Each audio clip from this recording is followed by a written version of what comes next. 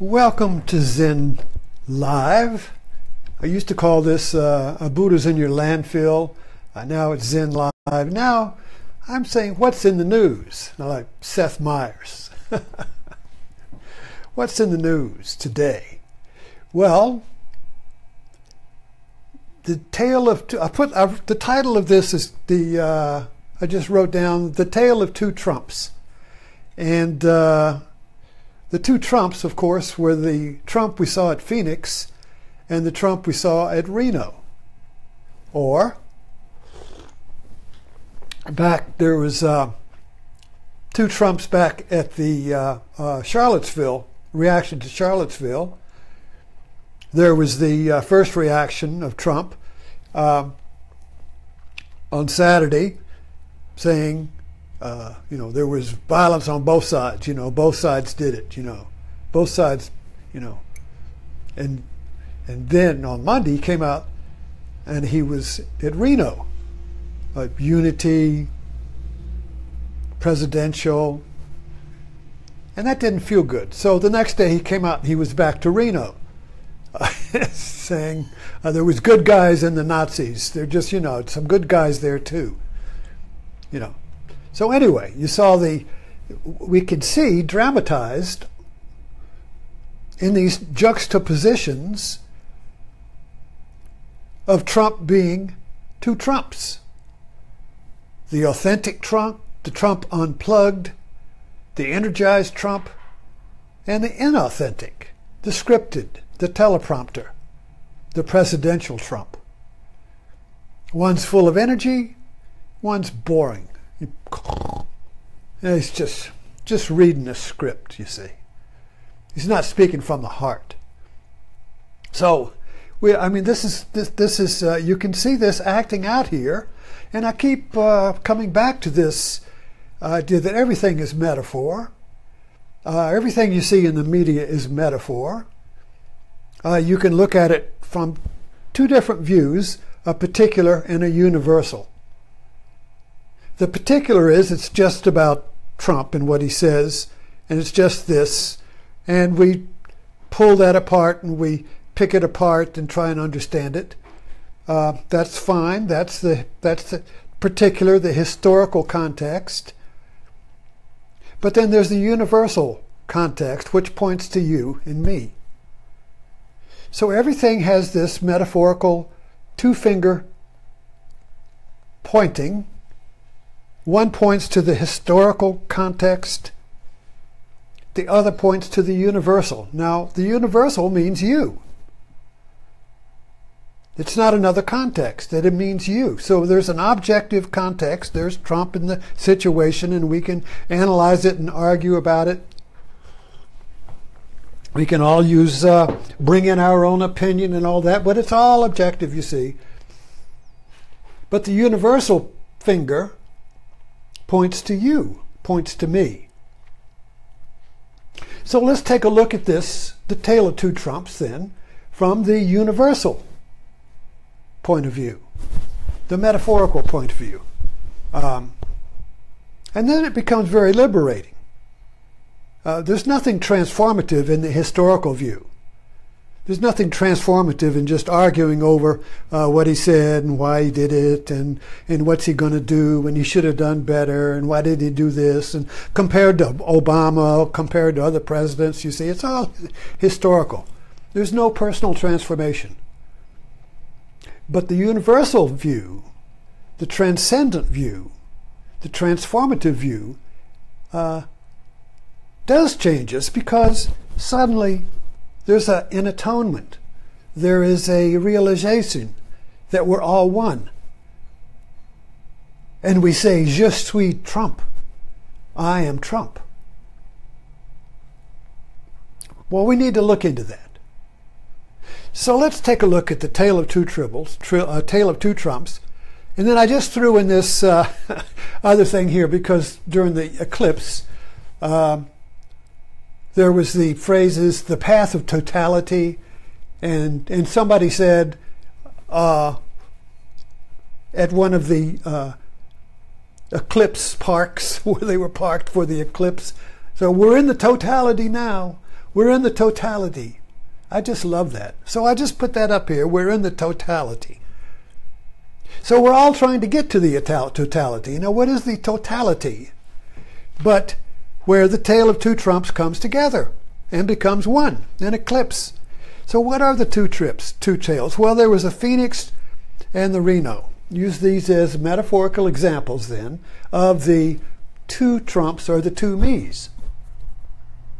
Now, I started the quote, spiritual path, path of yoga, path of union. Yoga means union.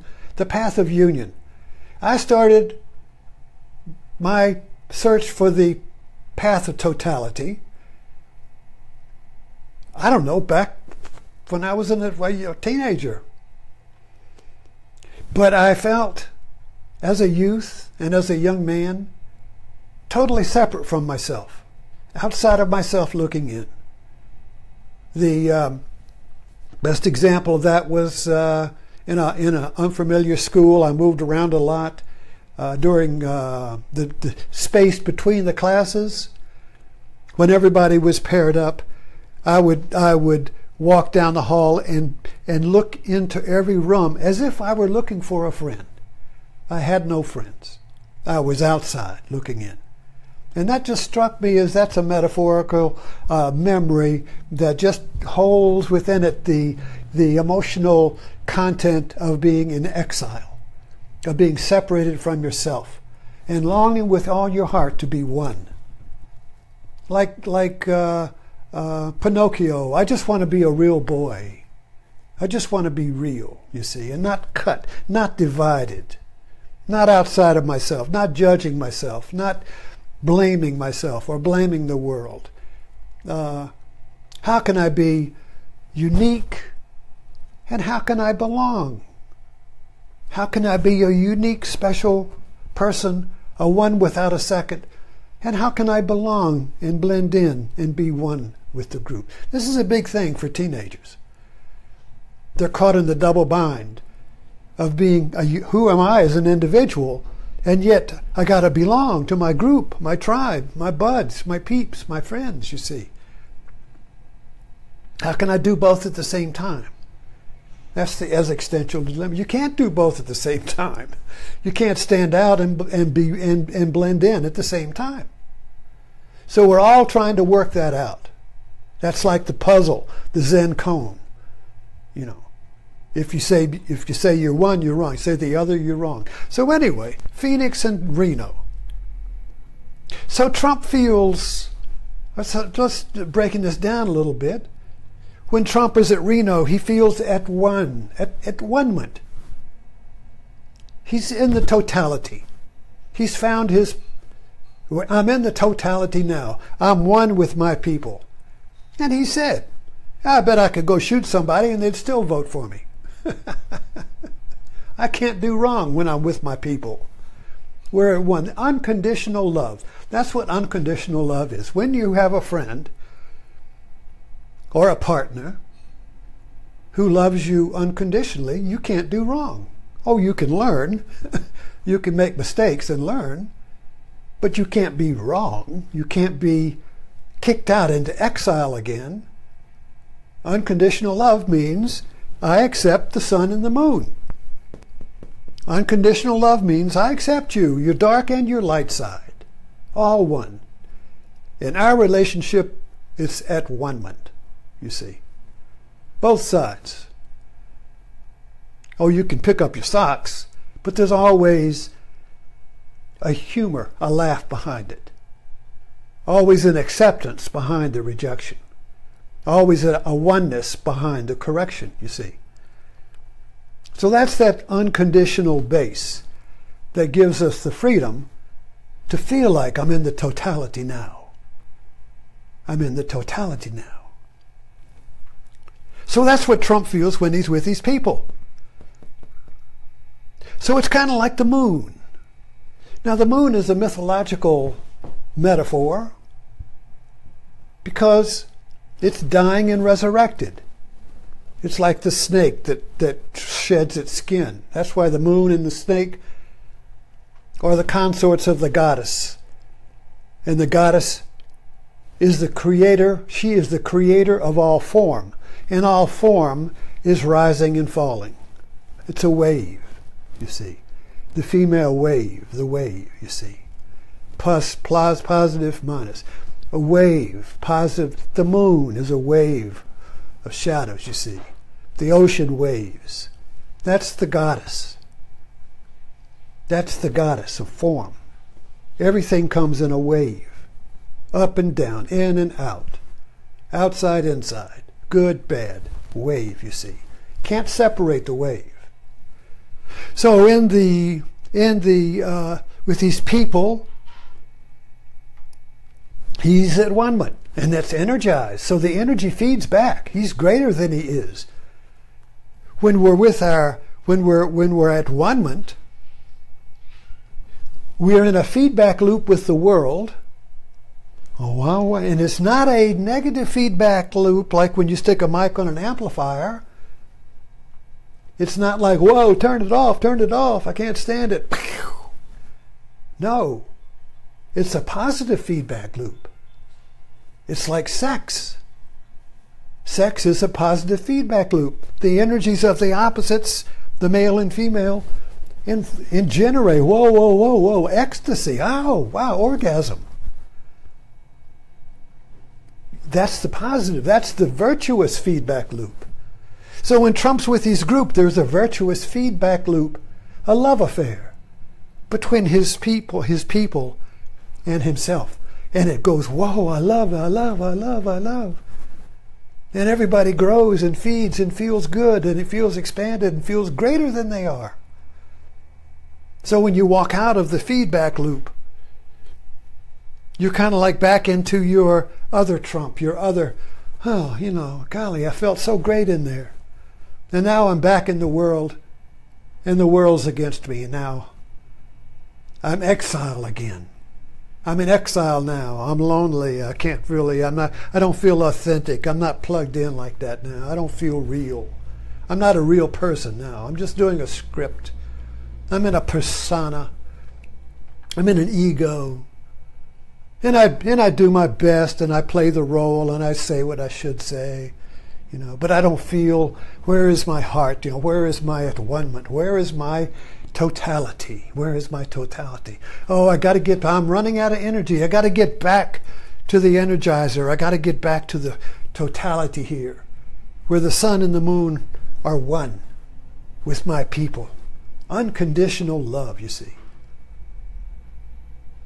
So that's kind of looking from the inside, and we all feel that. I mean, we all have that. I got a friend where I'm at one with, and when I'm with my friend, when we're with our friend, or our gang, or our clique, or our little club, or our little tribe, you see, we feel energized.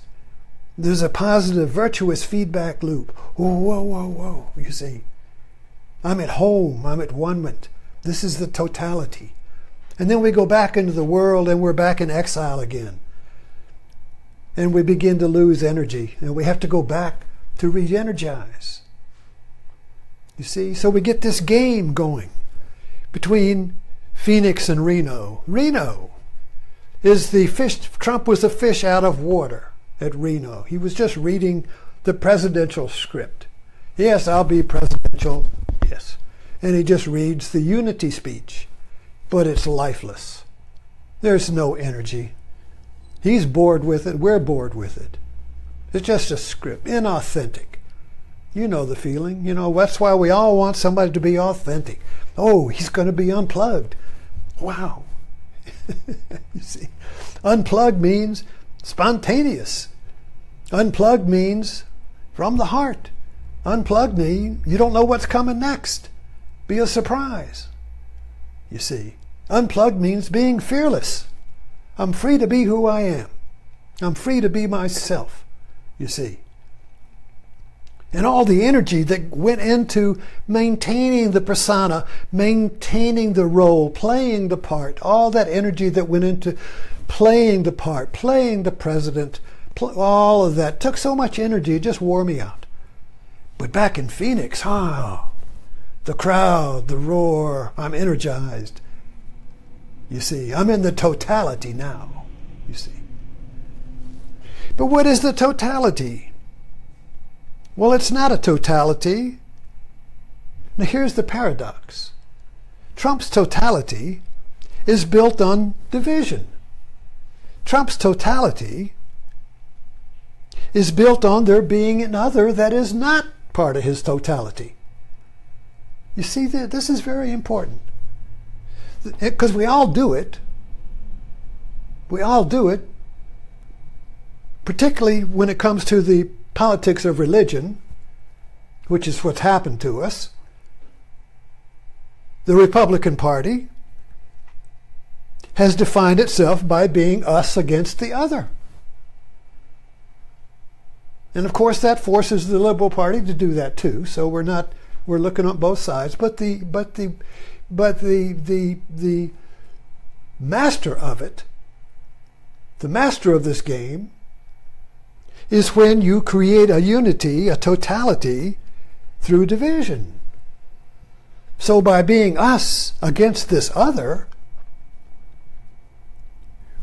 and then you build a wall, but then us, we're inside. And in here, we're free. In here, we're whole. This is the totality, but it is dependent upon there being a not totality, an other, an enemy. And so we band together against this threat. Can't you see the formula here? So the presidency, you see, the presidency is a totality. It's the office of totality. The presidency is the office of at-one-ment. The presidency offers unconditional acceptance to all the people. Black, white, brown, orange, yellow. All the people, all the points of view, all the fragments of the polarity come together under the office and the embrace of the president, you see. This is the good father, the good mother. Well, let's say it's the good mother. Because the mother is a symbol of unconditional love. I love all my children, the smart ones and the dumb ones. The father is kind of like the embodiment of judgment. You got to measure up before I can accept you. What's the matter? Can't you do that? What's the matter with you? Get like your brother here. You see, get the hell out of the house. You're going to do that? Get the fuck out. Get out of my rally. Go back to your own country. You see what I mean? So this is our party here. Get out. You don't belong here. You don't belong. Get out. So that's not the unconditional acceptance of the presidential role. So when Trump plays that role, he's a fish out of water. It's like I'm being forced to be something I'm not. I'm being forced to accept other people. I'm being forced to have unconditional acceptance for all the people. I'm being forced to be one America. No, there's two Americas. There's us and there's them. Because them makes us strong. Them makes us the totality. Them makes me feel, and us, my people, feel at one. Them makes us alive. Without them, we'd be dead. So we love them so we can hate them. We create them so we can create ourselves. We create the other so I can build a wall. And so we can all come here together and get high together. You see. So that's the paradox of Trump. And that's really the paradox of ourselves. Because we all play that out. Where we have our people, our friends, my group, and where I feel alive and at one. And then I got to go back in the world and I feel displaced and I feel in exile and I'm the boss's, and I gotta, the boss, I gotta be scripted with the boss, and I gotta be scripted over here just to get along. I gotta script myself and say what's proper, be politically correct just to get along. But I don't feel real, you see. So I long for the eclipse. I long for the totality where I can be with my people, my friends. Maybe it's just one person, maybe just with my dog.